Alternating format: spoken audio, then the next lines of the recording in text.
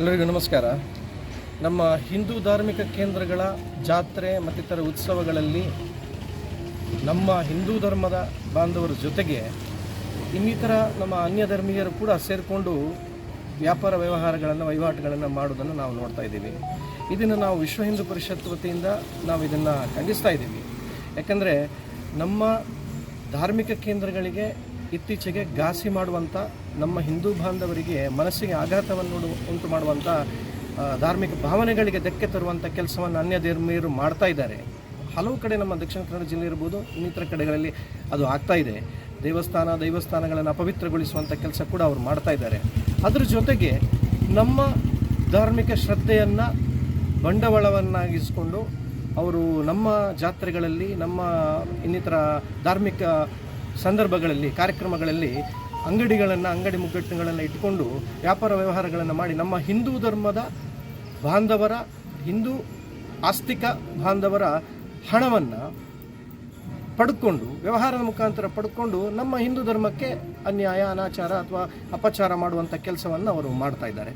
ಇದನ್ನು ನಾವು ಖಂಡಿಸ್ತೇವೆ ಹಾಗೂ ವಿರೋಧಿಸ್ತೇವೆ.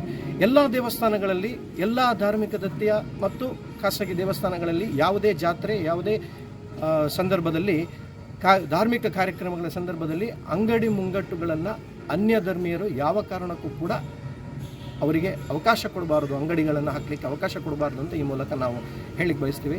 ನಮ್ಮ ವಿಶ್ವ ಹಿಂದೂ ಪರಿಷತ್ತು, ಬಜರಂಗ ದಳ, ಇನ್ನಿತರ ಎಲ್ಲ ಸಂಘ ಪರಿವಾರದ ಸಂಘಟನೆಗಳು ಇದನ್ನು ವಿರೋಧಿಸ್ತೇವೆ. ಹಾಗೂ ಈ ಮುಖಾಂತರ ಎಲ್ಲ ಧಾರ್ಮಿಕ ಕೇಂದ್ರದ ವ್ಯವಸ್ಥಾಪನಾ ಸಮಿತಿ ಅಧ್ಯಕ್ಷರುಗಳಿಗೆ ಮನವಿಯನ್ನು ಕೂಡ ಮಾಡ್ತಾ ಇದ್ದೇವೆ, ಆಗ್ರಹವನ್ನು ಕೂಡ ಮಾಡ್ತಾ ಇದ್ದೇವೆ. ಕೇವಲ ಹಿಂದೂ ಧರ್ಮದ ಬಾಂಧವರಿಗೆ ಹಿಂದೂ ಧಾರ್ಮಿಕ ಕೇಂದ್ರಗಳಲ್ಲಿ, ಹಿಂದೂ ಧಾರ್ಮಿಕ ಆಚರಣೆಗಳಲ್ಲಿ, ಜಾತ್ರೆಗಳಲ್ಲಿ ವ್ಯವಹಾರಕ್ಕೆ ಅವಕಾಶವನ್ನು ಕೊಡಬೇಕು ಅಂತ ನಾವು ಈ ಸಂದರ್ಭದಲ್ಲಿ ಆಗ್ರಹಿಸ್ತೇವೆ. ಸಬ್ಕ್ಲಾಸ್ ಷರತ್ತುಗಳು ಅನ್ವಯ ಹಾಕಿದೆ. ಷರತ್ತುಗಳ ಅನ್ವಯದಲ್ಲಿ ಏನು ಮಾಡ್ತದೆ ಅಂತ ಹೇಳಿದರೆ, ಕಾರ್ಡ್ ಕೊಡ್ತದೆ. ನಿಮ್ಮ ಅಂಗಡಿಯಲ್ಲಿ ಯಾರು ಹ್ಯಾಂಡಲ್ ಮಾಡಿ, ಪಾರ್ಟ್ನರ ಅಥವಾ ಸ್ಟಾಫ ಯಾರು ಹ್ಯಾಂಡಲ್ ಮಾಡ್ತಾರೆ ಅಂತ ಹೇಳೋದನ್ನು ಮೊದಲೇ ತಗೊಳ್ಬೇಕು. ಅವ್ರ ಐ ಡಿ ಕೊಡಬೇಕು. ಆ ಐ ಡಿ ಕೊಟ್ಟವರು ಕಾರ್ಡ್ ಇಶ್ಯೂ, ಐಡಿ ಕಾರ್ಡ್ ಮಾತ್ರ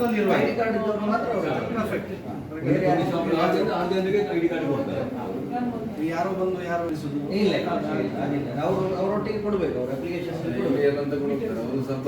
ಇಲ್ಲ, ಸಂಪು ಕೊಡ್ಲಿಕ್ಕಿಲ್ಲ.